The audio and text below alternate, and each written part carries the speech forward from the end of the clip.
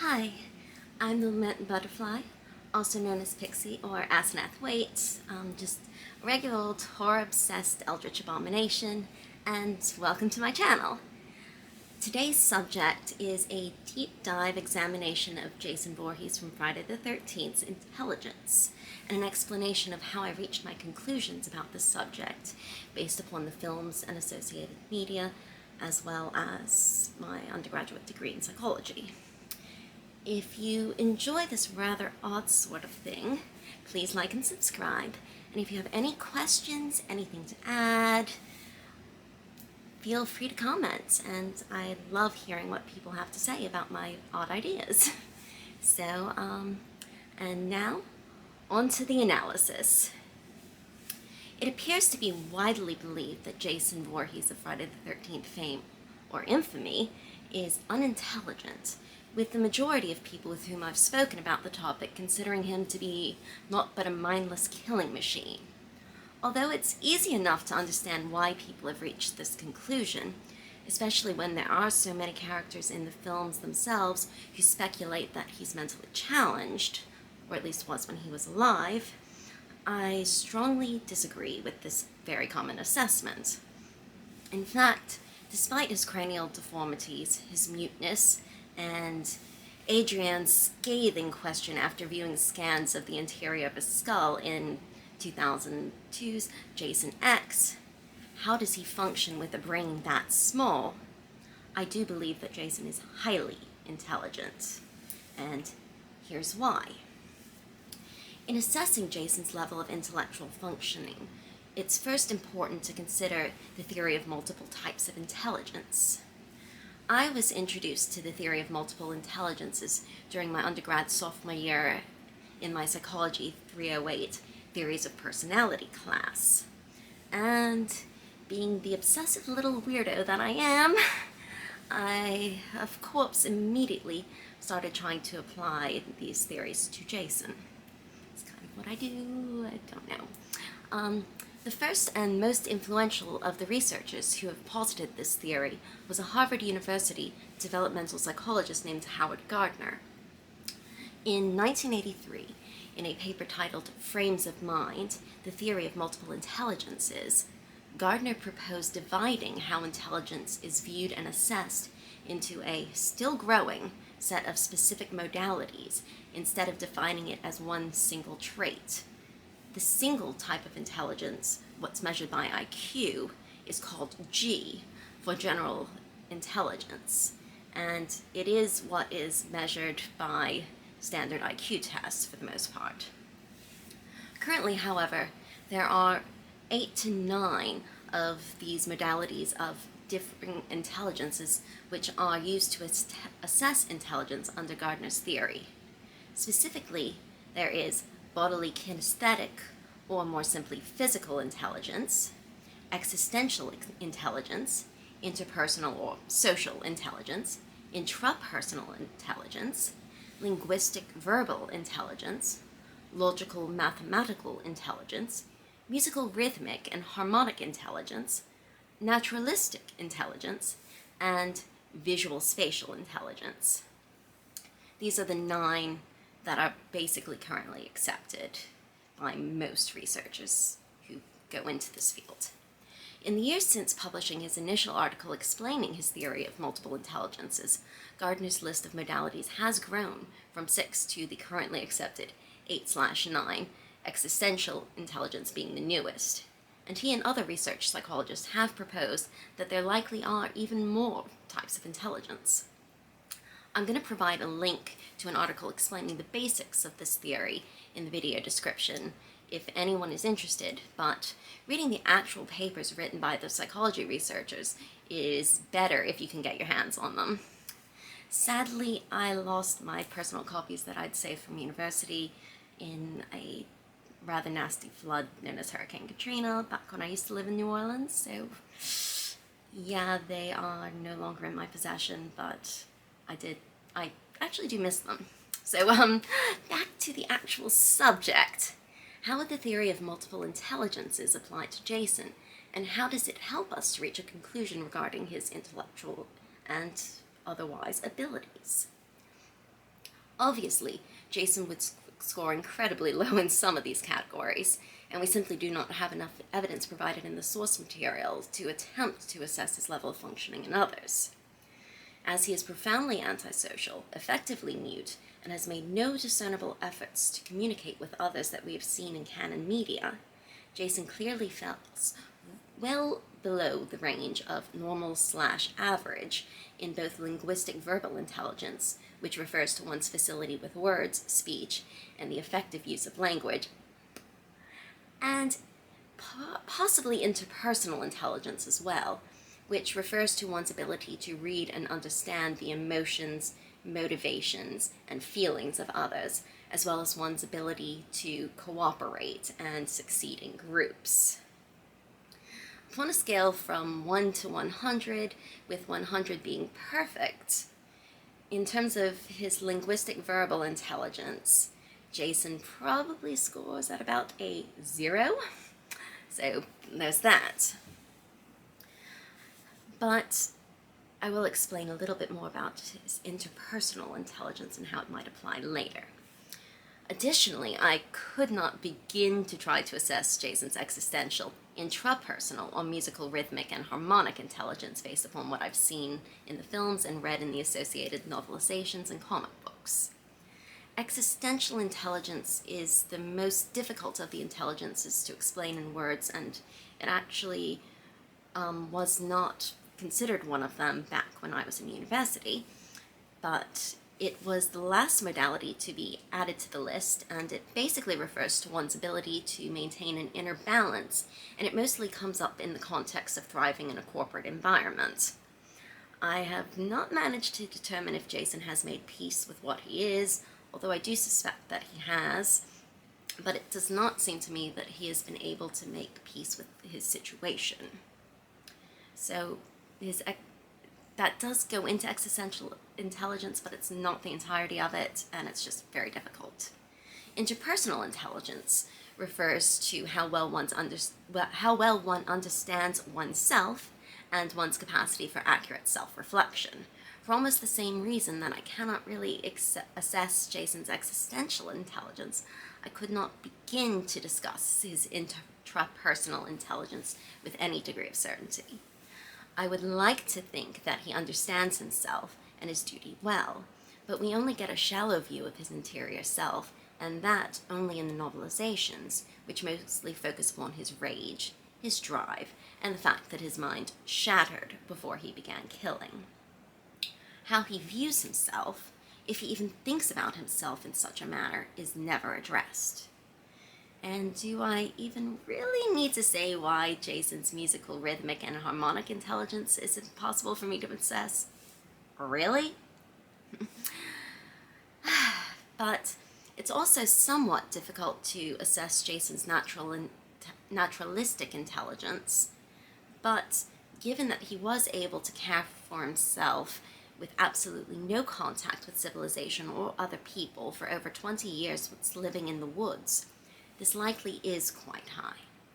After all, as I argued in my first Friday the 13th deep dive video, it seems to me to be most likely that Jason was resurrected about a year after he drowned, and that he was resurrected as a child, and this was due to Pamela killing Claudette and Barry, who were responsible in most ways for Jason's drowning. We saw in both parts 3 and 4 that even though he already was sort of undead, he could die again. So the fact that Jason was able to survive in the wild completely on his own for over 20 years certainly points to a high naturalistic intelligence. Perhaps most interesting, though, is that there is sufficient evidence within the source material to convince me that Jason's logical mathematical intelligence is within or above the average range, and that his bodily kinesthetic and visual spatial intelligences are significantly above average, quite probably reaching towards the realm of prodigy level. So, first I'll address naturalistic intelligence, even though this is one of the more complicated modalities to analyze with regard to Jason just due to a dearth of information. When Gardner added this to his list of multiple intelligences in 1995, he wrote, it seems to me that the individual who is readily able to recognize flora and fauna, to make other consequential distinctions in the natural world, and to use this ability productively, as in hunting, in farming, in biological science, is exercising an important intelligence, and one that is not adequately encompassed in the current list.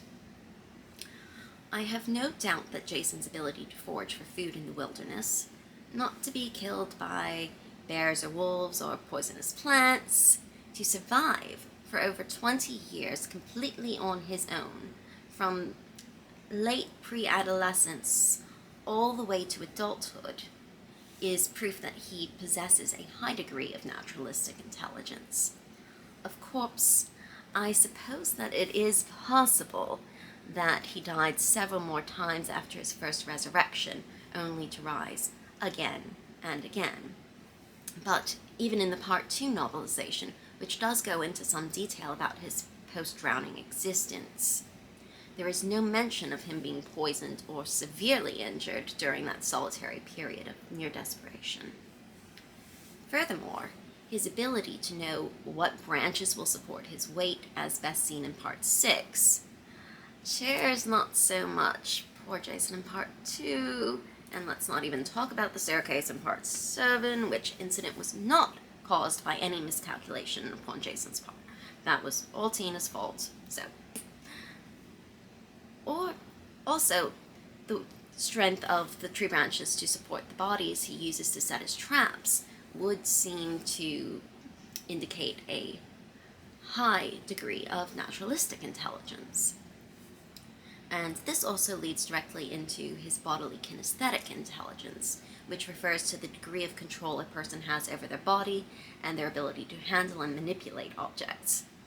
Jason's ability to move through different environments in almost perfect silence when to do so serves his purpose, alongside his ability to use just about anything as a weapon, Part 7 much, are prime proof of his high bodily kinesthetic intelligence. My friends and I often actually joke about Jason making trips to his toy box in Part 7 because of the number and variety of objects that he uses as weapons in that film. Everything from tie-down stakes to a powered pole saw. In Part 6, his ability to climb into trees unnoticed in a matter of seconds is truly remarkable, as evidenced in the impalement death by fence post turned spear of Elizabeth Mott in the ditch with her American Access card, and in the triple beheading of Katie, Stan, and Larry. Even in Parts 2 through 4, when he was significantly more alive and more vulnerable, he had an uncanny ability to disappear in the blink of an eye. His physicality is outright remarkable, and even before Tommy Jarvis accidentally resurrected him from his grave at the outset of Part 6, Jason possessed sufficient strength to crush a grown man's skull with his bare hands, and to lift his own body weight and remove his head from a noose whilst hanging by the neck from a rope as early as Part 3. Might I mention that I simply love the little smirk he gives Chris after lifting his mask to extricate himself from the rope in that moment. She freaking hanged him, and we heard and saw his neck snap. I have trouble watching that, but that's another matter, and yet still he smirked at her as if to say, "Nice try, little lady, but I don't die that easily." It's truly an epic moment, as difficult as it is for me to watch him hit the end of the rope. Jason's high visual spatial intelligence relates very well with his high bodily kinesthetic intelligence. Visual spatial intelligence refers to one's ability to visualize their surroundings and their degree of spatial awareness. In Jason's case, his ability to rig corpses to fall or swing into view when one of his targets passes by is evidence thereof, as is his ever-improving aim with projectiles from knives to Bert's devil darts. His ability to move around in the woods and unfamiliar places in the dark without bumping into things also demonstrates the conjunction of his visual, spatial, and bodily kinesthetic intelligences. One thing that I find very interesting is how much his aim improved after losing one eye. Given how lopsided his eyes were, it does make sense that his visual acuity and ability to aim would be compromised, although I suspect that the frequent blows to his head by the victims who fought back were more to blame for his near misses with projectiles in the earlier films than his uneven eyes. Just interesting little thing that I noticed. Also, alongside that high visual spatial intelligence, it appears, at least to me, that Jason is possessed of a remarkable, innate, near prodigy level comprehension of physics and mechanical engineering, without ever having learnt or having been taught even the most basic, rudimentary fundamentals of these sciences. The traps, snares, and what I call jump scares that he builds and utilizes so effectively are not as simple as they might seem. During his killing sprees, he has very little time available to use for rigging up the corpses, and yet he manages to do so in almost every film. Most impressive, though, are the jump scares that he builds, which require rigging up the body and constructing a hidden trigger where a fleeing victim is most likely to run. The angles, vectors, etc. involved in these traps are more complex than they might appear at first glance, and they always work perfectly. In order to construct such systems in a short amount of time and with such a high degree of accuracy demonstrates that his completely untaught mind is able to perform the necessary equations regarding velocity, vectors, pressure, and tension, and everything else quickly and effectively. And then he is able to build the system by hand and have it function as intended. Do recall that Jason had just turned 11 years old when he died, and he had an incredibly limited education when considering just how remarkable a feat this really is. Not only does his ability to build his traps demonstrate his innate understanding of physics and mechanical engineering, though, but his ability to position the triggers in places where his victims will trip them shows that he does possess some degree of social intelligence, as well as the more obvious logical mathematical intelligence involved in making these choices. So now we're to logical mathematical intelligence, which refers both to critical thinking skills and one's affinity for numbers and equations, but more importantly, it also refers to one's ability to comprehend the underlying factors and variables within a system. Jason himself has sufficient understanding of the people who enter his realm or cross his path to be able to use their fear to manipulate their movements, and he is able to predict many of their actions with a high degree of accuracy.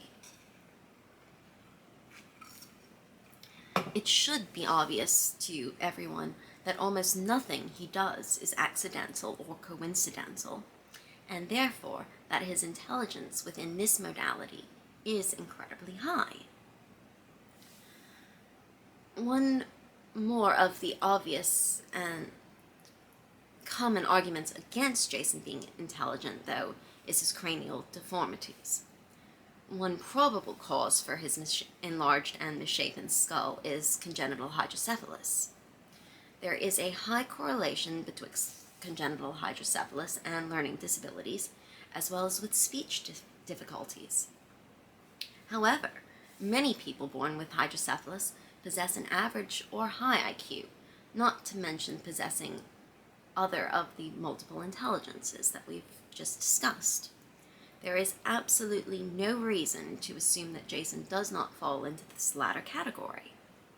Additionally, Jason is seen to have a very noticeable cleft lip in the earlier films, at least back when he had a proper upper lip. In earlier times, it was assumed that cleft lips and cleft palates were associated with lower intelligence. However, recent research indicates that there is no correlation betwixt being born with a cleft lip and possessing lower than average IQ, despite the somewhat higher incidence of verbal deficits. Therefore, just because he has these deformities, they do not mean that his intelligence in any modality, including G or IQ, necessarily would be below average. Also of interest in this analysis, although the films strongly imply that Pamela Voorhees kept her son out of school in order to protect him from being mocked and bullied by the other children, the novelizations mention him as having attended school prior to his death. The novelization of Part 6, Jason Lives, wow, I keep freaking citing this, even goes into quite a bit of detail about Jason's experiences in school, and it explicitly states that despite being nonverbal, by choice according to the book, interestingly enough, he was highly intelligent and a good student, even though he did not participate in class discussions, much to the frustration of his teachers. Specifically, it states, in school, he did all the things he was supposed to, and he seemed very quick to learn, but he would never answer out loud when he was called upon in class. Instead, he would carefully write his answers down and hand them to his teachers silently. However, there are many significant differences betwixt how Jason is portrayed in the novelizations and the films, particularly in regards to his eyes, oddly enough. So, as much as I would like it to be, this is not as strong an argument for his intelligence as it otherwise might be. Despite his obvious high intelligence in several of the currently accepted modalities, I do actually suspect that Jason probably had a learning disability and quite possibly some neuroatypicality. Given his uneven eyes and his muteness, he would have experienced difficulties with whatever education he received, homeschooling or by his mother or otherwise. Visual abnormalities are a common cause of learning disabilities, as is the brain experiencing problems with interpreting the data collected by the eyes. Additionally, in the 1940s and 1950s, when Jason was alive and learning from other people, even if he had an average to high IQ alongside his other modalities of intelligence, because of his physical appearance and his lack of speech, he would have been judged as having a significantly lower than average intelligence. I know this because my dad's the same age as Jason, and because of simple dyslexia and some physical issues, he was judged to be unteachable and intellectually disabled by his teachers until he finally managed to teach himself to read out of absolute boredom when he contracted scarlet fever when he was about 9 or 10 years old. And by the way, despite his dyslexia, which does affect him to this day, he graduated university with honors and went on to become an attorney, as did I, and I have the exact same type of dyslexia that my dad does. Fortunately for me, when I was learning to read as a child, he saw that I was doing the same things with the written words that he had done, and still does. So he taught me all of the tricks that he had learnt over the years. So it's never been the burden for me that it was for him. And in grammar school, my teachers helped me even more, as opposed to saying that I was unteachable, to the point where I never even needed accommodations for testing. What a difference 35 years made in how learning disabilities are viewed and treated by schools, though. In the real world, my dad did not have the benefits of the developing views of learning and education that I had. And if Jason were real, as I said, he and my dad are born in the same year, he would have been stigmatized just as badly as my dad was, if not worse, because his physical deformities are more significant than my dad's. And then there's the fact that Jason's future victims probably feel safer believing Jason to be mentally slow, as if that would make him less threatening, less dangerous. But we all know that's not but wishful thinking. There's a reason why Jason has the highest kill count among the slashers. He's damn good at what he does. So, in summary, Despite Adrian's derogatory comments in Jason X about the size of Jason's brain, I think that there is sufficient evidence in the films and other related media to draw the conclusion that Jason Voorhees is an intelligent, probably even highly intelligent being. Because of the limits imposed by his unconventional upbringing and premature death, he would be lacking in acquired/book knowledge, and probably would not score highly at all upon a standard adult IQ test. But it seems undeniable that his bodily kinesthetic, logical, mathematical, naturalistic, and visual spatial intelligences are above average to near prodigy level. So hopefully, if you didn't notice all of these qualities that Jason possesses the last time you watched the Friday the 13th films, you'll rewatch them with the points I've brought up in mind. It can provide a pretty good amount of insight into what you see on screen, and definitely a greater appreciation for the incredible character that he is. Plus, it's just fun to do, at least for me, but I might be completely bonkers. Also, I'd really love it if you tell me whether or not you agree with my assessment of Jason's intelligence, as well as why you would agree or disagree in the comments. If it's not obvious, discussing weird Friday the 13th theories is one of my favorite things to do, and I really love learning new things that I mightn't have considered before. Further, if you enjoyed this weird little bit of analysis and want to see more similar content, more videos like this, please like and subscribe to my channel. I really enjoy doing these deep dives into lore and theory, so there will be many, many more of these to come. Keep it brutal. Love y'all oodles and lots. Thank you for watching.